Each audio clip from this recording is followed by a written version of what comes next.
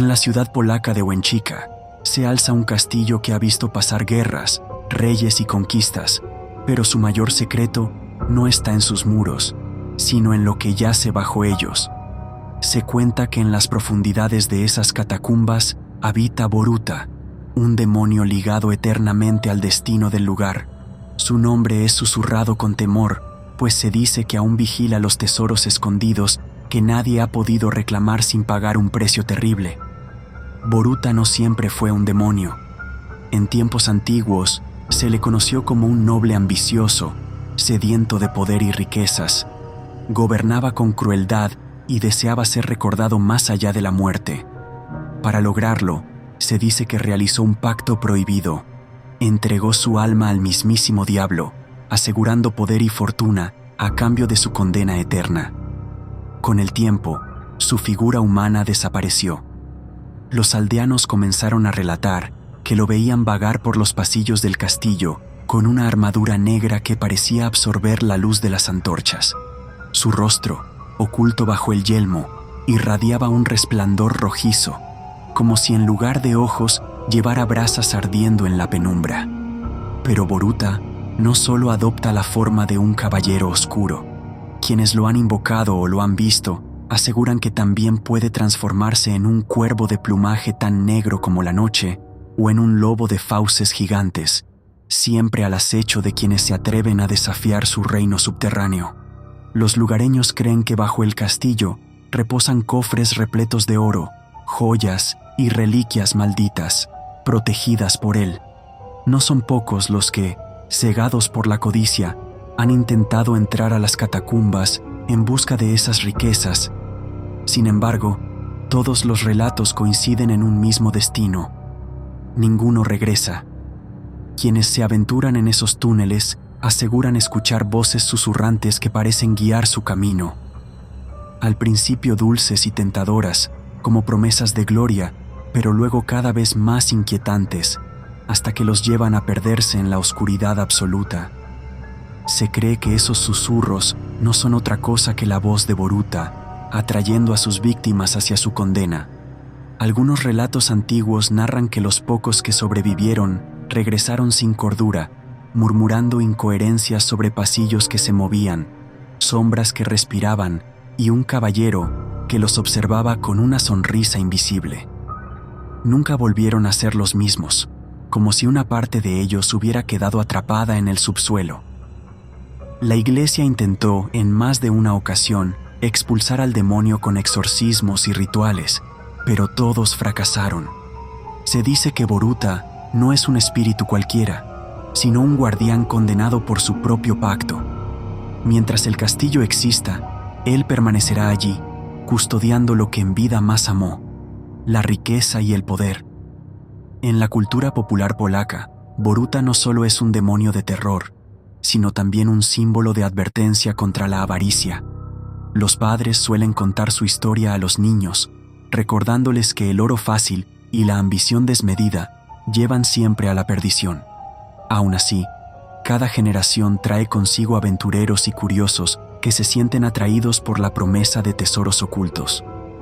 El castillo de Łęczyca se convierte para ellos en una prueba de valor, un desafío contra lo imposible, y Boruta paciente espera en las sombras.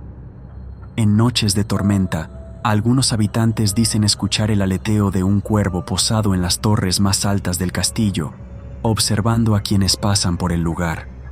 Otros aseguran haber visto la silueta de un lobo merodeando por el bosque cercano, con ojos rojos que atraviesan la oscuridad. Hoy, el castillo sigue en pie como testigo de su leyenda. Entre turistas y curiosos que recorren sus pasillos, siempre hay quienes sienten un frío inexplicable en las catacumbas, un aire pesado que corta la respiración, y aunque nadie lo admita en voz alta, todos saben que Boruta sigue allí, esperando al próximo incauto que caiga en la trampa de su eterna ambición.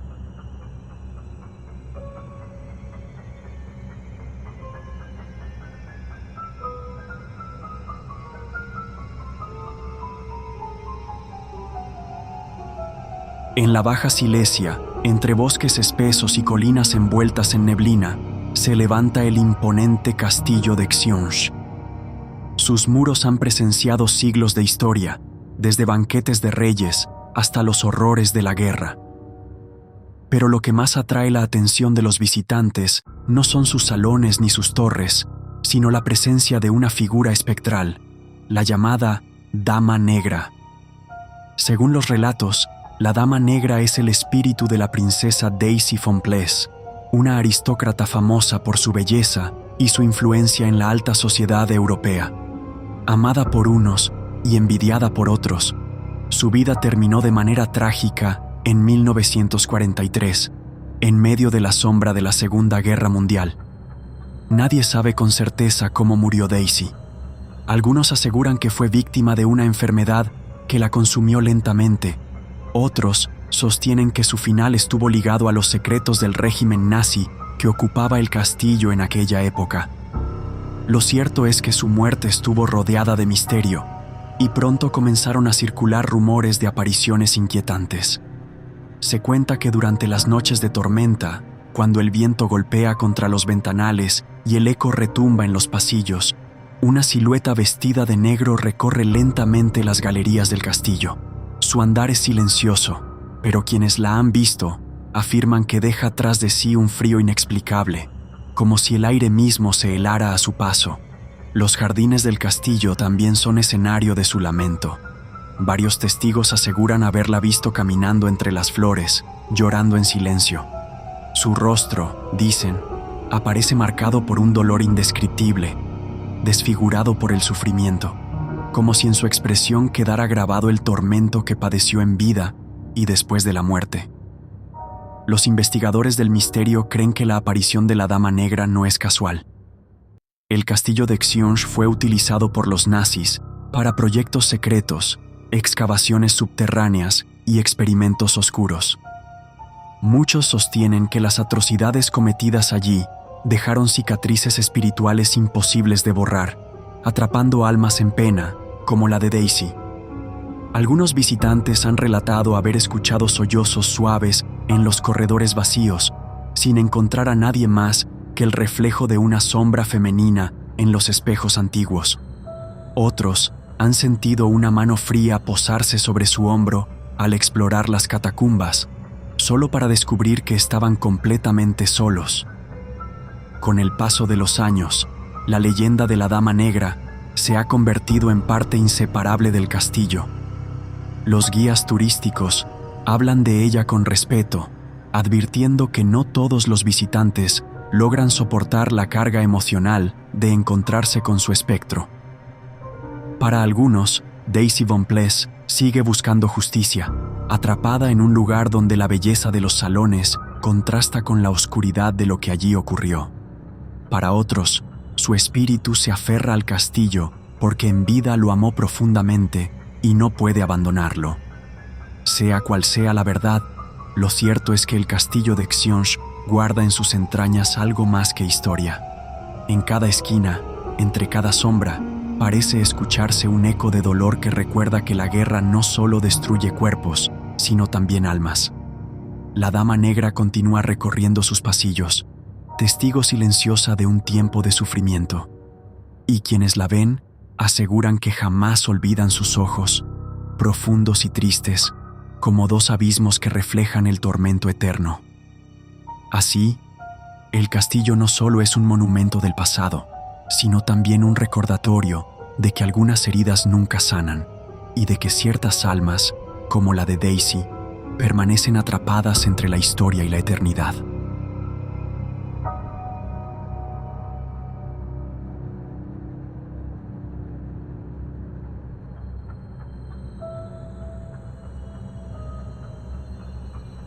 En el pequeño pueblo de Drawsko, en Polonia, los arqueólogos hallaron tumbas que estremecieron incluso a los más escépticos. No eran entierros comunes, sino sepulturas donde los cadáveres habían sido mutilados de manera ritual. Algunos tenían hoces de hierro colocadas sobre el cuello, otros, grandes piedras introducidas en la boca, como si los vivos hubieran querido asegurarse de que jamás regresaran de la muerte. Estos hallazgos confirmaron lo que las leyendas locales ya relataban desde el siglo XVII. El temor a los upiors, los vampiros de la tradición eslava. Se creía que aquellos que morían de forma violenta, en pecado o con una vida marcada por la oscuridad, podían regresar después de la muerte para atormentar a sus familias, alimentándose de su sangre.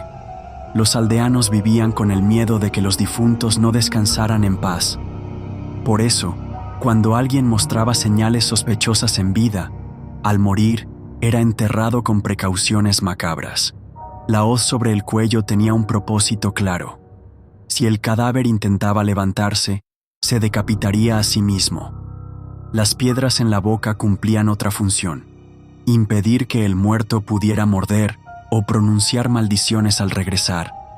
El simbolismo era aterrador, pero para los habitantes de la época, era la única forma de protegerse de una maldición peor. Se cuenta que algunos de estos cuerpos, incluso con esas medidas, aparecían movidos dentro de las tumbas, como si hubieran intentado levantarse. Estos relatos alimentaron aún más el mito del vampiro de Drauzco. Con el paso de los siglos, las historias se mezclaron con la superstición. Los ancianos advertían a los niños que no se acercaran al cementerio viejo, porque en noches de luna llena aún podían escucharse lamentos ahogados que parecían venir de bajo tierra. Algunos cazadores que regresaban tarde juraron haber visto sombras moviéndose entre las lápidas, acompañadas de un frío repentino que helaba los huesos. Otros hablaban de figuras encorvadas, de aspecto cadavérico, que desaparecían al primer rayo de sol. Los sacerdotes intentaron explicar estos sucesos como leyendas rurales, pero ni siquiera ellos podían ignorar las pruebas físicas que las excavaciones revelaron siglos después. Los rituales funerarios de Drauzco eran reales y respondían a un miedo profundamente arraigado. El mito del vampiro en esa región no era el mismo que el de los relatos góticos de Europa occidental. Los upiors eran criaturas más cercanas al folclore campesino, muertos hambrientos que regresaban a devorar lo que más amaban en vida, comenzando por sus propios familiares. Hoy, el cementerio viejo de Drauzco es un lugar de interés para investigadores y curiosos. Sin embargo, quienes se atreven a visitarlo de noche hablan de un silencio opresivo, interrumpido solo por un murmullo extraño que parece surgir de las tumbas selladas. Los lugareños, aunque sonríen cuando se les pregunta, evitan pasar por allí cuando cae la oscuridad, porque aunque los siglos han pasado, nadie quiere comprobar si los upiors todavía esperan una oportunidad para liberarse de sus cadenas. Así, el vampiro de Drauzco sigue vivo en la memoria colectiva. Una advertencia de que la muerte, a veces, no es el final, y de que los miedos más antiguos siguen respirando bajo la tierra.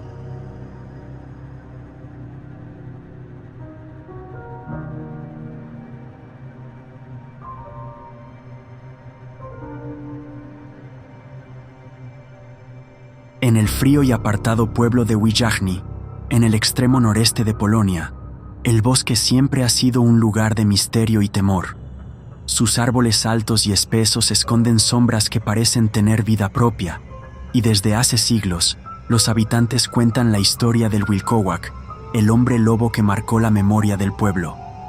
La leyenda habla de un leñador humilde que acostumbraba internarse en el bosque para cortar madera incluso de noche. Una tarde de luna creciente, mientras recogía ramas secas, escuchó un gruñido profundo detrás de él. Al girarse, vio una silueta enorme, de ojos brillantes y colmillos relucientes. Intentó huir, pero la criatura lo alcanzó y lo mordió en el brazo antes de desaparecer entre los árboles. El leñador sobrevivió, pero desde ese día comenzó a cambiar. Su carácter se volvió agresivo, sus ojos adquirieron un brillo animal y durante las noches de luna llena desaparecía misteriosamente de su hogar. Poco después, los aldeanos empezaron a notar que los animales de corral amanecían destrozados, con marcas de garras y mordidas imposibles de atribuir a lobos comunes. Las sospechas pronto recayeron sobre él. Algunos vecinos lo habían visto vagando desnudo al amanecer, con restos de sangre en la boca. Otros aseguraban haber escuchado sus aullidos mezclados con los del bosque. El miedo se propagó rápidamente, y lo que antes era un rumor se convirtió en certeza. El leñador había sido maldito, condenado a transformarse en hombre lobo. Una noche de invierno, durante la luna llena, los aldeanos decidieron enfrentarlo. Armados con antorchas y herramientas, lo persiguieron hasta un claro del bosque donde lo vieron transformarse ante sus ojos. Su cuerpo se retorció, su piel se cubrió de pelo oscuro y sus manos se alargaron en garras. El pánico fue absoluto, pero lograron atraparlo con cadenas de hierro y lo llevaron de vuelta al pueblo. El Consejo de Ancianos decretó que no había otra solución. Debía ser quemado para liberar al pueblo de la maldición. Esa misma noche, levantaron una pira en la plaza y entre gritos y rezos encendieron el fuego. El hombre lobo aulló con fuerza, un alarido que retumbó en las montañas hasta que solo quedaron cenizas humeantes. Los habitantes creyeron que todo había terminado, pero pronto descubrieron que no era así. Al llegar el siguiente invierno, con la primera luna llena, un aullido desgarrador resonó en el aire helado. Venía del cementerio, del mismo lugar donde habían enterrado sus cenizas. Desde entonces, cada invierno, cuando la nieve cubre Wishagni y la luna ilumina los campos, los vecinos aseguran escuchar esos aullidos fantasmales. Algunos dicen que provienen de un espíritu que no descansa, otros que su maldición nunca fue destruida y que aún vaga en forma invisible, buscando víctimas en la oscuridad. Los más supersticiosos evitan cruzar cerca del cementerio en esas noches, convencidos de que el Wilcowack podría renacer en cualquier momento. Los ancianos, con voz temblorosa, recuerdan a los jóvenes que la sangre derramada en el bosque nunca desaparece del todo y que hay heridas que el fuego no logra borrar. Así, el hombre lobo de Wishagni permanece como una advertencia grabada en la tradición del pueblo, un recordatorio de que el bosque guarda secretos y de que algunas maldiciones nunca mueren del todo, sino que esperan pacientemente bajo la nieve y la luna llena.